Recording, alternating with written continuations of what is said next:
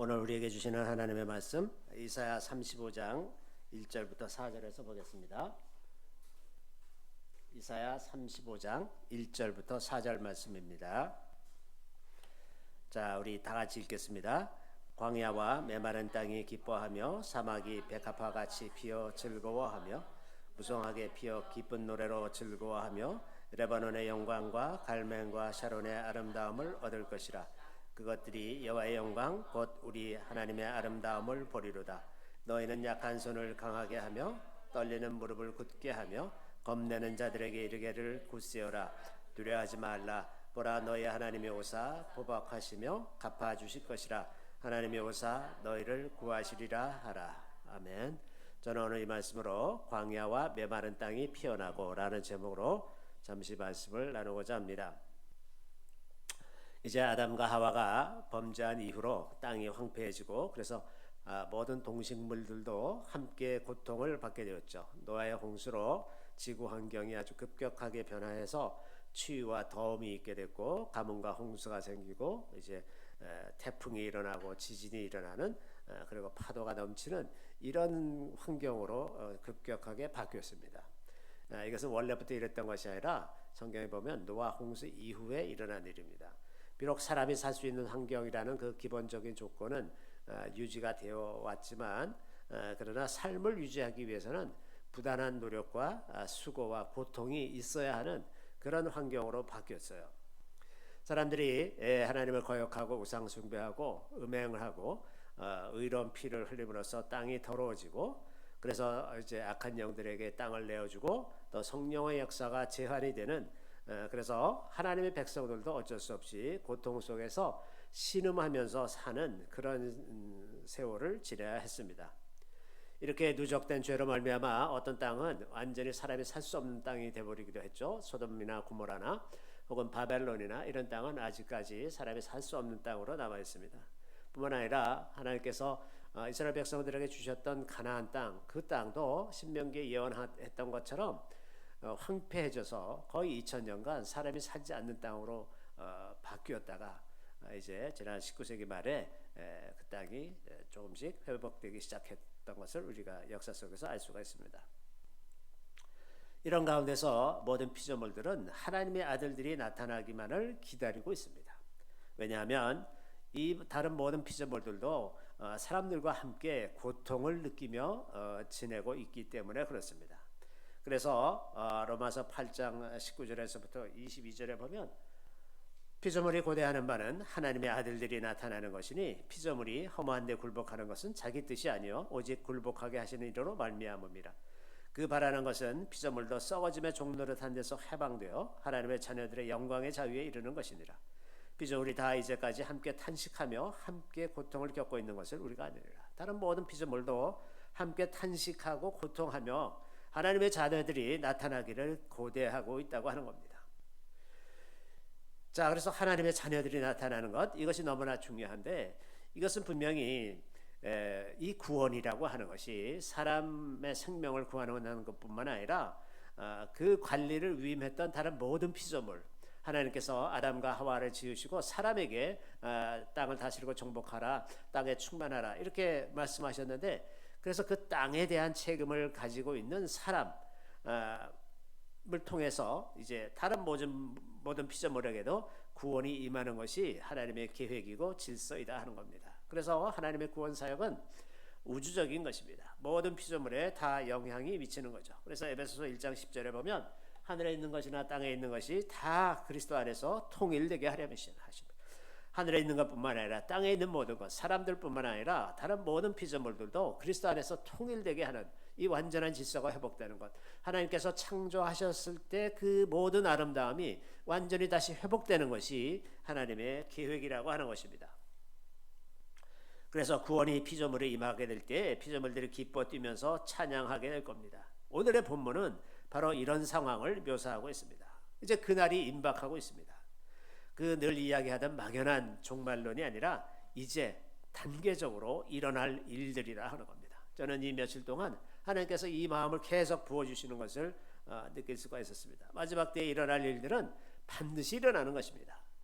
역사의 중간에 있었던 일들은 다른 방법으로 일어나거나 좀 지연되거나 얼마든지 이럴 여유가 있지만 마지막 때에 관한 이야기는 성경에 자세하게 다 기록이 돼 있고 그것이 반드시 이루어져야 하나님의 뜻이 이루어지는 거죠. 그래서 이루어질 때가 됐습니다. 지연되지도 않고 반드시 그렇게 될 거라는 것을 우리가 신뢰할 수가 있습니다. 그리고 지금 그 영광의 시간이 눈앞에 닥치고 있는 것을 우리가 보고 있는 거죠. 그래서 이 오늘의 본문 말씀은 이 마지막 때의 흐름에서 굉장히 중요한 선포의 말씀이라고 생각이 듭니다. 오늘의 본문 말씀은 참으로 가슴이 뛰는 선포의 말씀입니다. 이 말씀은 곧 메시아가 온다는 이야기입니다. 광야와 사막이 피어나는 이 놀라운 일들은 메시아가 곧 온다는 뜻이에요. 메시아가 자기 백성의 눈에서 눈물을 닦아주고 그 원한을 갚아주고 저는 자들이 걷게 하며 눈먼 자들이 보게 하고 못 듣던 이들이 듣고 기쁨과 희락의 날이 이뤘다고 하는 선포라고 하는 것입니다. 우리 마음의 모든 원통함, 억울함, 이해하지 못하던 고통들로 인한 답답한 마음, 또 하나님의 백성으로 살다가 받은 많은 상처들과 누명들과 끝내 응답되지 못한 기도로 인한 좌절과 회한, 온몸에 진을 빼는 듯한 지루한 싸움, 기다림, 지치고 상한 마음, 이런 마음이 치료를 받고 그 아픈 과거의 모든 누적된 것들이 마치 봄눈 녹듯이 사라져 없어지고 우리 마음이 완전히 새로워지는 그 놀라운 역사가 이제 일어난다고 하는 것입니다. 이렇게 가슴이 뛰는 영광의 날, 이것은 먼 훗날의 일이 아니라 이제 시작되었다고 하는 것입니다. 바로 오늘 이 시간에 시작되었다고 하는 선포의 말씀이라고 하는 것입니다. 기쁨과 감사와 입을 다물 수 없는 경탄의 날이, 경탄의 시간들이 우리 앞에 기다리고 있다고 하는 것입니다. 오늘 본문에는 광야, 메마른 땅, 그리고 사막, 이 세 가지로 황폐한 상황을 묘사를 하고 있는데, 광야는 히브리어로 미드바르고 메마른 땅은 찌야, 사막은 아라바입니다. 여기 보면 이게 이제 아라바 광야를 지나가 보면 보는 풍경이에요. 이 아라바가 이렇게 생겼습니다. 그리고 이제 유다 광야는 이겁니다. 여기 제가 유다 광야에서 사진 찍은 건데, 이 계곡 골짜기로 쭉 가는 길이 예루살렘에서 여리고로 내려가는 길이에요. 아엘입니다. 여기 아엘이가 있습니다. 여기 아엘이. 이제 유다 광야입니다. 아라바 그 사막을 아라바라고 그러는데 실제로 이제 이스라엘 남부 지역을 아라바라고 얘기를 합니다. 정말 이렇게 사막이에요. 이 셋의 단어, 광야와 메마른 땅, 사막, 이 단어는 서로 다른 단어를 쓰고 있지만 그 내용적으로는 거의 비슷합니다. 그래서 오늘은 광야를 중심으로 말씀을 드리려고 합니다. 광야를 이제 미드바라라고 하는데 이 히브리어의 어원이 다바르입니다. 다바르는 하나님의 말씀이거든요. 말씀. 근데 광야를 이야기하는데 말씀이 어원이에요. 그 미드바라는 미라는 거는 장소를 나타내는 접두어거든요. 그러니까 미드바르 그러면 하나님의 말씀이 있는 곳이라는 뜻이 됩니다. 광야라는 것은 히브리어에서 하나님의 말씀이 있는 곳이라고 하는 뜻이에요. 그래서 광야라고 하는 건 말씀이 있는 장소입니다. 모세가 광야에 있는 호렙산에서, 미디안 광야에 있는 호렙산에서 말씀을 받았죠. 또 엘리야도 이세벨의 위협을 피해서 이 호렙산에 가서 하나님의 말씀을 받습니다. 세례 요한이 광야로 나가서 메뚜기와 석청을 먹으면서 말씀을 전했고 많은 사람들이 세례 요한의 이 말을 듣기 위해서 광야로 나갔습니다. 예수님도 40일 동안 금식하면서 광야에 계셨습니다. 광야는 하나님의 말씀이 임하는 곳이라고 하는 것입니다. 초대교회 이후에도 사막 교부들이 광야에서 수도 생활을 이어갔습니다. 오늘날에도 이 유다 광야에 가면 저 밑으로 쭉 내려가면 그 수도원이 있어요. 거기서 아직도 수도사들이 수도 생활하는 그런 곳이 있습니다. 이 광야라고 하는 것은 참으로 거친 곳입니다. 그래서 거친 환경에서 살아남을 수 있는 동식물들, 아주 조그만 동물들, 그리고 아주 볼품없게 생긴 식물들만 살아남지 살아남을 수가 없어요. 그 낮에는 뜨거운 태양을 견뎌내야 되고 밤에는 또 춥습니다. 그러니까 낮에는 덥고 밤에는 춥고 밤에는 또 짐승들이 출몰하고 이런 곳이 광야죠. 그래서 하나님의 말씀을 받기 위해서 광야로 나간다고 하는 것은 이런 위험과 불편, 이 괴로움을 감수해야 하는 것입니다. 아무런 대가 없이 우리의 일상을 안락한 생활의 패턴으로 계속해서 살면서 하나님의 말씀이 임하기를 바라는 것은 이것은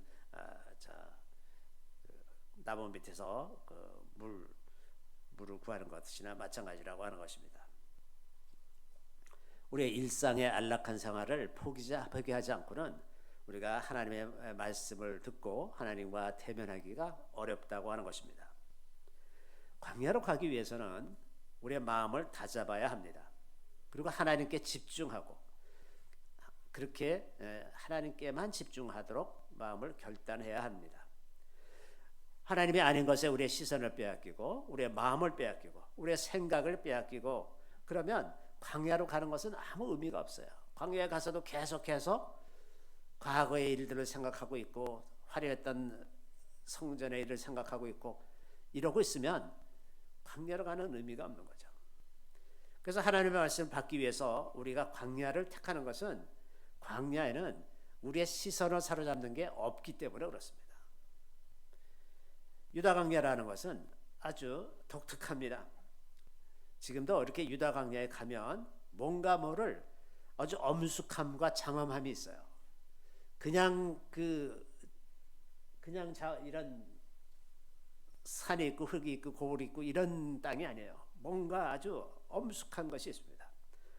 우리는 그 비밀을 다 알 수가 없지만은 그 골짜기를 지나갔던 많은 사람들, 또 거기서 일어났던 일들, 또 거기를 지나간 예수님의 흔적들, 그 모든 말과 행동이 아마 그 땅에 낱낱이 다 기록이 되어 있기 때문에 우리가 말로 표현할 수 없는 어떤 경외감이나 엄숙함 이런 것들이 느껴지는 것 같습니다.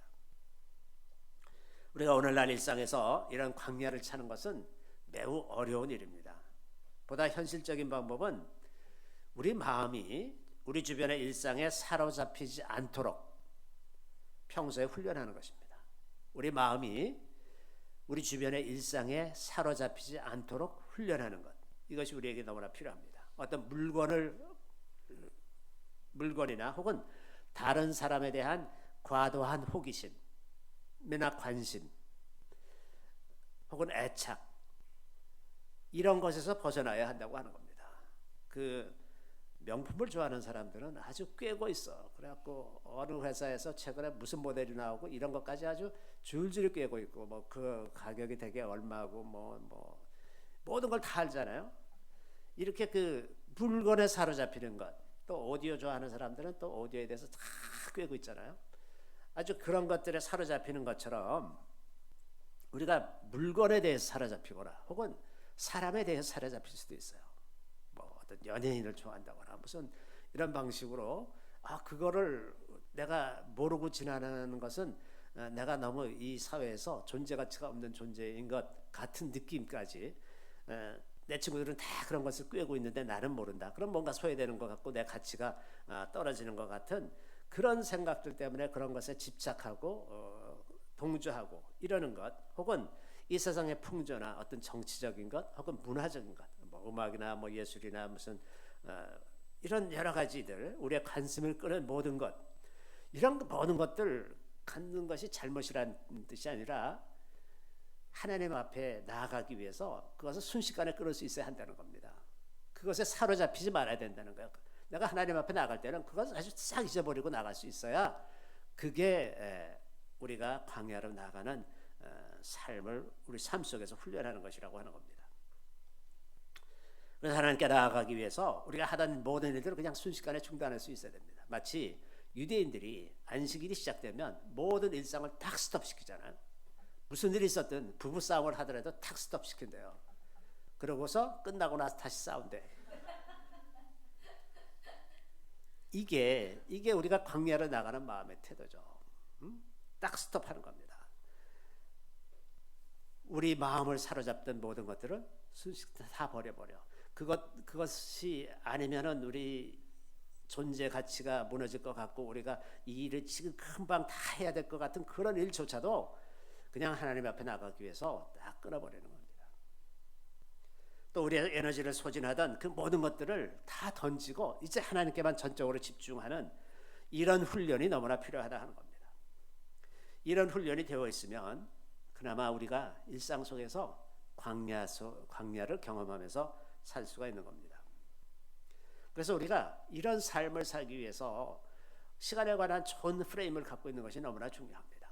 그래서 어느 시간이 딱 되면 하던 거 딱 멈추고 딱 기도에 들어가는 그 훈련이 우리 삶 속에 있으면 세상이 우리를 사로잡지 못하는 겁니다.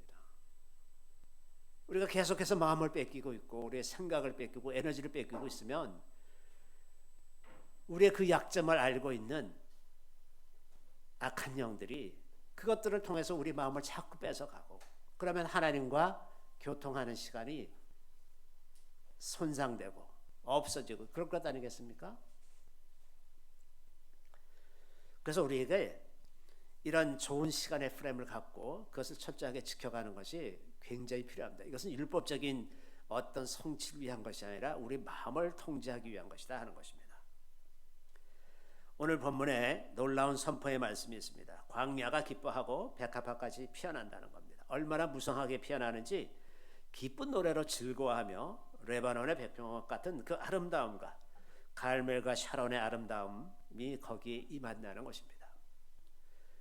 그 아름다움은 그 영어로는 majesty예요. 아주 그 어미한 도저히 사람이 그 묘사하기도 어렵고 감당하기도 어려운 그런 아주 어미한 아름다움, 하나님의 그 놀라운 아름다움 그런 것이 임한다고 하는 것입니다.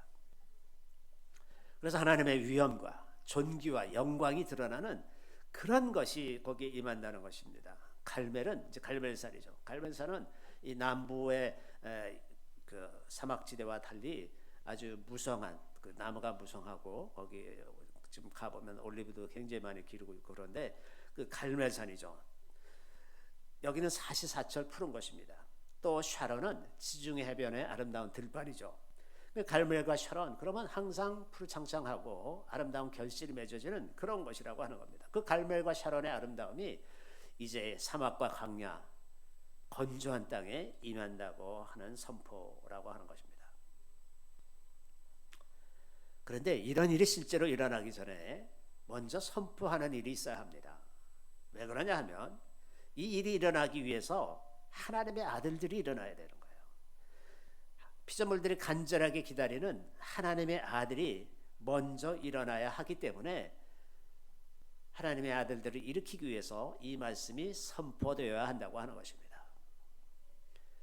이 하나님의 아들들은 광야의 건조한 땅을 지나면서 그 마음과 몸이 지칠 대로 지친 사람들입니다. 믿음의 여정이라고 하는 것은 기다림의 연속이에요. 하나님을 경외하는 것은 평생 하나님을 기다리는 것과 동일합니다. 아브라함도 이삭도 야곱도 평생 기다리며 살았어요. 모세도 기다리며 살았습니다. 다윗도 그 영광의 날을 기다리며 살았습니다. 이들은 아직도 간절한 마음으로 기다리고 있습니다. 왜 그러냐 하면 히브리서 11장 40절에 보면 이는 하나님이 우리를 위하여 더 좋은 것을 예비하셨은즉 우리가 아니면 그들로 온전함을 이루지 못하게 하려 하심이라. 이 말씀은 무슨 말씀이냐면 구원받을 모든 사람들 마지막 한 사람까지 이제 구원에 이르게 될 때 마지막 한 사람이 천국에 이르게 될 때 아브라함부터 이 마지막 한 사람까지의 구원이 동시에 이루어지기 때문에 그렇습니다. 그러니까 아브라함은 지금까지 기다려야 돼. 마지막 사람이 올 때까지 기다려야 돼. 간절한 마음으로 빨리 하나님의 뜻이 이루어져서 이 마지막 사람이 천국에 들어올 때까지 간절하게. 그래서 이 마지막 사람이 들어가면 아마 천국에 아주 엄청나게 시끄러울 거야. 신나가지고 얼마나 시끄러울 것 같지 몰라죠. 그래서 믿음은 기다리는 것입니다. 간절하게 기다리는데 하나님도 제가 2019년에 네팔에 렛당이라는 곳에 갔다가 거기서 이제 그 집회하는 장소에서 제가 좀 일찍 가서 기도를 하는데 주님이 갑자기 그런 말씀하세요. 갑자기 그런 말씀하세요. 뭐라 그러냐면 내가 이 날이 오기를 얼마나 기다렸는지 모른다. 이렇게 말씀하세요. 이곳이 너의 조상들이 내게 눈물로 기도하던 것이다. 내가 이 날이 오기를 얼마나 기다렸는지 모른다. 제가 대충 계산해 보니까 한 2500년 정도 되는 것 같아요.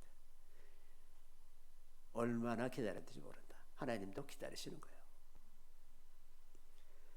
구원이 완성되고 하나님의 영광이 온 땅에 충만하게 임하게 되는 그날을 기다리며 지친 영혼들에게 하나님께서 이러한 격려와 위로의 말씀을 주십니다.